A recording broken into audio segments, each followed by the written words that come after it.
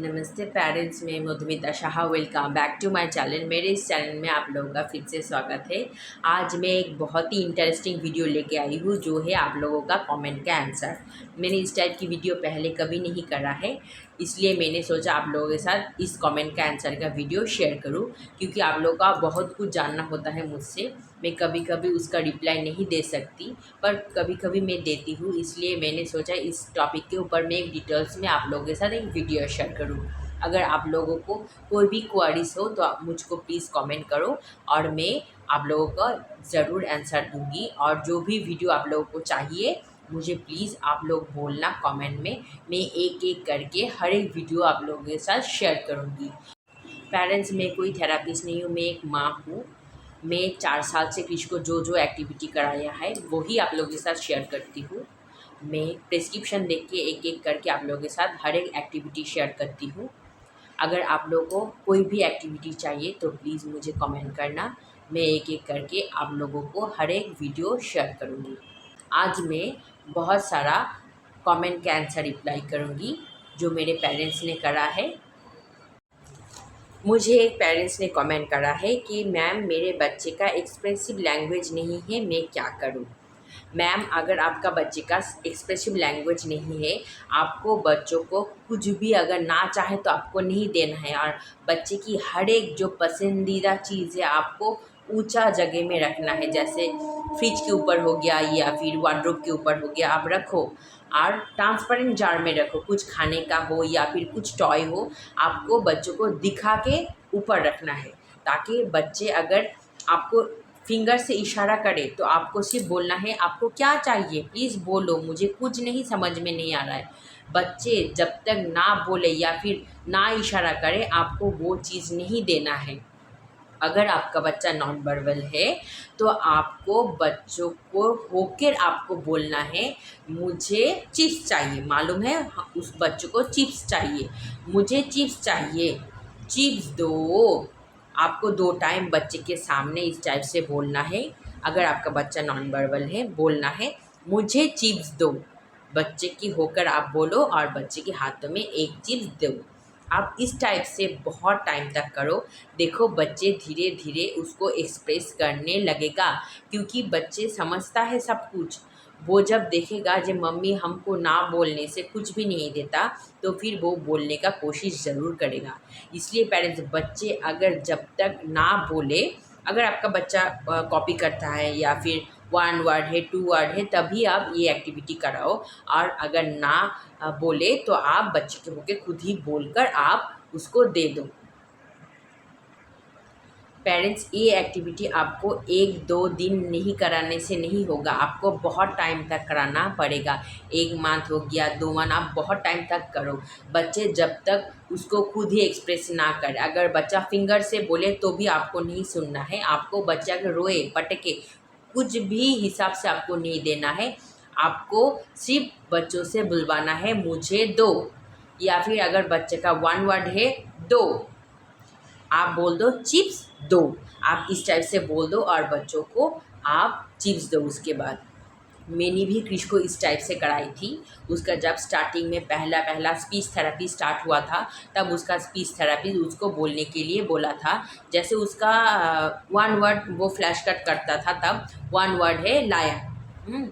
मैं उसको बुलाती थी कृष लायन, वो लाइन बोलता था, मैं उसको थोड़ा सा चिप्स ब्रेक करके उसके मुंह में मैं दे देती थी, रियल फोर्स करती थी। आप भी पेरेंट्स इस टाइप से दो, थोड़ा थोड़ा करके, और रियल फोर्स करो और उसको बोलने के लिए बोलो, मुझे दो, या फिर दो, या फिर चिप्स। अगर सिर्फ चिप्स ही बोले तो भी बहुत ही अच्छा। स्टार्टिंग में अगर चिप्स बोले तो भी अच्छा। आप बच्चों से बुलाने की आप कोशिश करो, आपको नहीं देना है कुछ भी।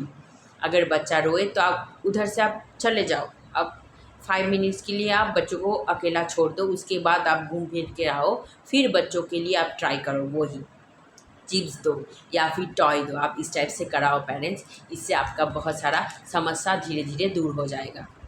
मुझे एक मैम ने कमेंट किया है कि मैम, मेरा थेरेपी सेंटर बहुत दूर है, क्या मैं घर में एक्टिविटी करा के बच्चे की इम्प्रूवमेंट ला सकती हूँ? और मेरा बेटा बच्चों से छीन के सब कुछ लेता है, क्या करूँ प्लीज़ रिप्लाई। मैम आप घर में ऑक्यूपेशन थेरेपी या फिर स्पीच थेरेपी घर में ही करा सकते हो। मैं जो जो एक्टिविटी शेयर करती हूँ वो आप देख के करा सकते हो। मैं जब थेरेपी सेंटर में जाती थी, एक दिन के लिए जाती थी, पर घर में ये सारा एक्टिविटी कराने के लिए गोल मिलता था क्रिश को। मैं भी क्रिश को ये सारा एक्टिविटी घर में ही कराती थी, पर मेरे पास तब थेरेपी सेंटर का गोल चाहिए था। जो मैं आप लोगों के साथ शेयर करती हूँ वो ही गोल हमको मिलता था, और मैं हर एक महीने, हर एक हफ्ते के लिए ये गोल कंप्लीट करती थी। और कृष की इम्प्रूवमेंट इस टाइप से ही लाई हूँ, घर में करा के। इसलिए पेरेंट्स, मैं जो एक्टिविटी आप लोगों के साथ शेयर करती हूँ वो भी आप घर में कराओ। बच्चों को फ्री टाइम मत दो, आप एक्टिविटी, थेरेपी, एक्सरसाइज हर एक कुछ कराओ बच्चे की इम्प्रूवमेंट के लिए। और आपका बच्चा सबसे छीन लेता है। आपको पहले बच्चों को गुड हैबिट सिखाना है। जे कोई भी चीज़ लेने से पहले परमिशन लेना है। आप इस टाइप से एक्टिविटी कराओ, माँ दो, आप उसके बाद दो। उसके बाद आप टर्न टेकिंग कराओ। बच्चे के जो नाम है आप उसका नाम लेके बोलो तुम हमको दो। आप इस टाइप से टर्न टेकिंग ले दे करके आप बच्चों से इस टाइप की एक्टिविटी कराओ। और आप बच्चों को बोलो जे किसी भी चीज़ को टच करने के लिए आपको परमिशन लगता है, और किसी और की चीज़ आपको नहीं लेना है। आप मुझसे मांगो, माँ मुझे ये दो, मुझे टॉय दो, मुझे उस इसको ख़रीद के दो। आप इस टाइप से बोलो, पर किसी और की चीज़ आपको नहीं लेना है। और आपको गुड हैबिट का चार्ट पेपर प्रिंट आउट करके बच्चों को 2 टाइम दिखाना है। जो भी गुड हैबिट आप बच्चों को सिखाना चाहते हो वो सारा गुड हैबिट का प्रिंट आउट आप निकालो, और घर में आप वॉल में पेस्ट करके बच्चों को 2 टाइम प्लीज़ दिखाओ। पेरेंट्स, बच्चे एक दिन में नहीं समझता है, बहुत टाइम तक आपको समझाना पड़ेगा। किसी और को चीज़ को नहीं लेना है। आप फ्लैश कार्ड दिखाओ, चार्ट पेपर दिखाओ, आप 2 टाइम दिखाओ। धीरे धीरे बच्चे ज़रूर समझ लेता है। उसके बाद ये सारा तो बिहेवियर इशू है। जब बच्चे का अंडरस्टैंडिंग डेवलप होता है, बच्चे ये सारा बिहेवियर कम कर देता है। तो और एक पेरेंट्स ने कमेंट किया है कि मेरे बच्चे को आइडेंटिफिकेशन है घर की चीज़ों का, नाम बोलने से लेके भी आता है पर नाम नहीं बोलता है। कमेंट फॉलोइंग अच्छा है उसका, 4 इयर्स का है, वो माइल्ड ऑटिज़म है। उसको बोलना कैसे सिखाए? पापा, बाबा, दीदी, भैया ये सब बोल लेता है। मछली भी, जल की रानी, ये सारा राइम्स भी बोलता है, पर उसको बोलना कैसे सिखाए? पेरेंट्स, आपका बच्चे का आइडेंटिफिकेशन है, आपको 2 टाइम 3 टाइम आपको उसको फ्लैश कार्ड कराना है। 2 कार्ड से स्टार्टिंग कराना है। बच्चे का अंडरस्टैंडिंग और भी डेवलप कराना है। बच्चे का जब अंडरस्टैंडिंग डेवलप हो जाता है तब बच्चे का 1 2 3 वर्ड आ जाता है। आई मीन ऑब्जेक्ट का नाम आ जाता है। वो अंडरस्टैंडिंग तो करता है क्योंकि दूर से आपने बोला है, वो लेके आता है, पर और भी उसको अंडरस्टैंडिंग कराना है। आपको रियल ऑब्जेक्ट के साथ फ्लैश कार्ड को मैच कराना है। आपको दोनों चीज़ को रिलेट करना है, बच्चों को समझाना है। ये भी बॉटल है और ये भी बॉटल है, आपको बोलना है बॉटल। आपको फ्लैश कार्ड मुंह के सामने रख के बच्चों के सामने बोलना है बॉटल बॉटल, और बच्चों से बुलवाना है, और बच्चों को बोलने के बाद रियल फोर्स करना है। मैम आपको फ्लैश कार्ड कराना है, अंडरस्टैंडिंग बढ़ाना है। मैं इसके ऊपर एक रिसेप्टिव लैंग्वेज के ऊपर मैं वीडियो शेयर करूँगी। आपको इस टाइप से बच्चों को कराना है, मैं जल्दी शेयर करूँगी। मैं बहुत सारा वीडियो करती हूँ पर एक एक करके शेयर करती हूँ। बहुत सारा पेरेंट्स का वो डिमांड होता है जो मुझे ये वीडियो चाहिए, इसलिए मैं एक एक करके शेयर करती हूँ। पर आपके लिए मैं रिसेप्टिव लैंग्वेज की वीडियो ज़रूर शेयर करूँगी। आप प्लीज़ इस टाइप की रिसेप्टिव लैंग्वेज की वीडियो देख के अपने बच्चों को कराओ।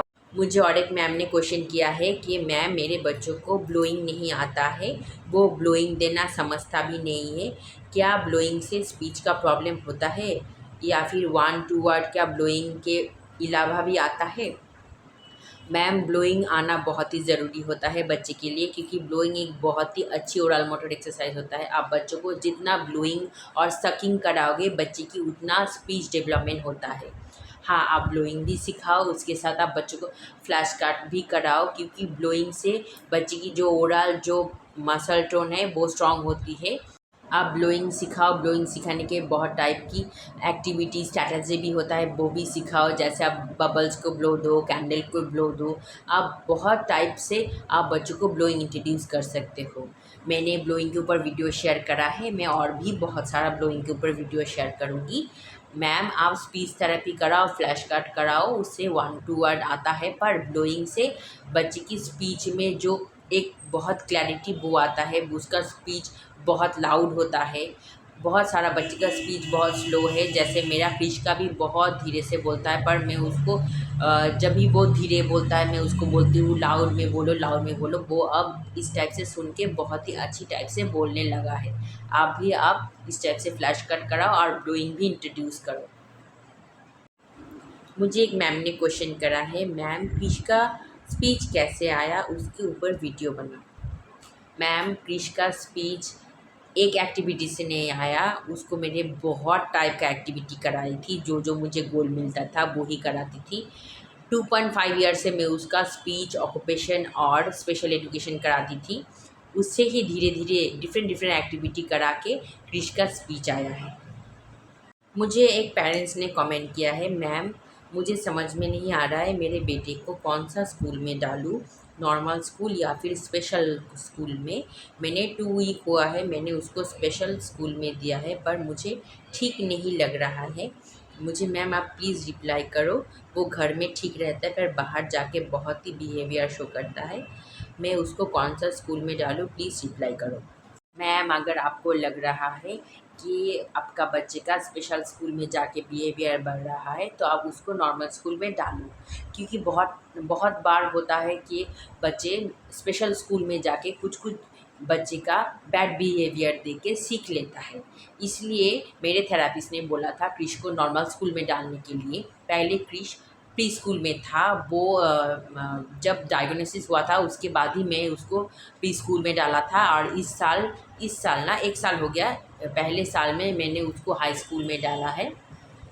मैं उसको कभी भी स्पेशल स्कूल में नहीं डाला है, और पहले से ही मैंने उसको नॉर्मल स्कूल में डाला है। और पेरेंट्स आपको उस स्कूल में देना है जिस स्कूल में बहुत अच्छी स्पेशल एजुकेटर हो, आपका बच्चे का हर एक प्रॉब्लम को बहुत ही अच्छी तरह से समझता हो, वही स्कूल में आपको डालना है।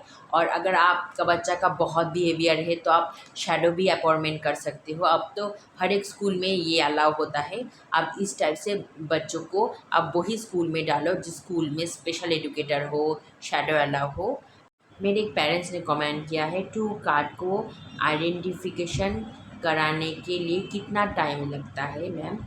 मैम आपकी बच्चे के ऊपर वो डिपेंड करता है, जितना एफ़र्ट लगाओगे बच्चे के ऊपर, बच्चे उतनी जल्दी सीख जाएगा। और बच्चे की जितना इस टाइप की प्रॉब्लम, बिहेवियर प्रॉब्लम कम होगा, उतनी अच्छी तरह से बच्चे हर एक एक्टिविटी को कैच कर लेता है। इसलिए पेरेंट्स सिर्फ फ्लैश कार्ड कराने से बच्चों जल्दी नहीं सीखेगा। आपको फ्लैश कार्ड के साथ occupation therapy, hyper activity, gimbal activity, sitting tolerance, eye hand coordination, हर एक एक्टिविटी कराना पड़ेगा उसकी स्पीच डेवलपमेंट के लिए। क्योंकि बच्चे जब तक शांत होकर हमारे साथ एक्टिविटी करने के लिए नहीं बैठेगा, तब बच्चे कुछ भी नहीं सीखेगा। इसलिए पेरेंट्स आप फ्लैश कार्ड के साथ बच्चों को हाइपर एक्टिविटी भी ज़रूर कराओ। इससे बच्चे बहुत ही जल्दी फ्लैश कार्ड को आइडेंटिफिकेशन कर लेता है।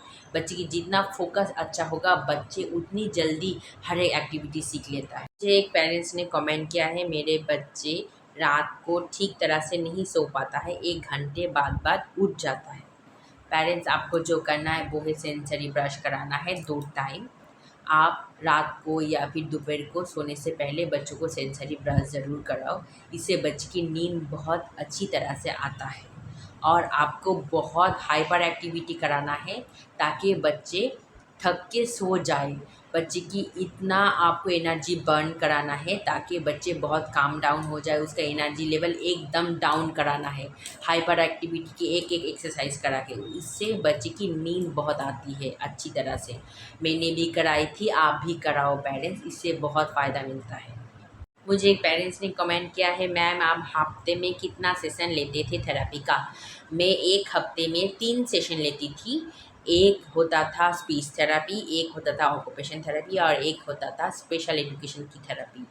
मैं मंडे को होता था स्पीच, वेडनेसडे को ऑक्यूपेशन, और फ्राइडे को होता था स्पेशल एजुकेशन की।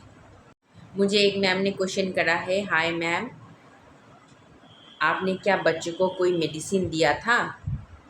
नहीं मैम, मैं क्रिश को कोई भी मेडिसिन नहीं देता था। मैं उसको सिर्फ हाइपर एक्टिविटी, जिम बॉल, भाग दौड़, ये सब एक्टिविटी करा के उसका हाइपर एक्टिविटी रिड्यूस करा है।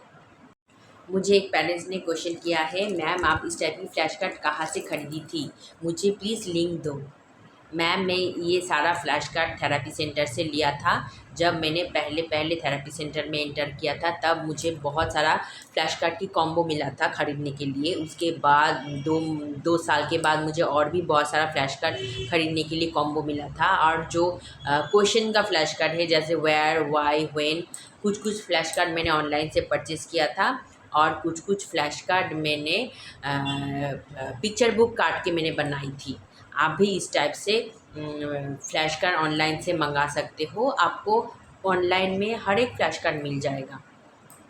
मुझे और एक मैम ने क्वेश्चन किया है कि मैम क्रिश का अंडरस्टैंडिंग कब तक आया और उसका स्पीच भी।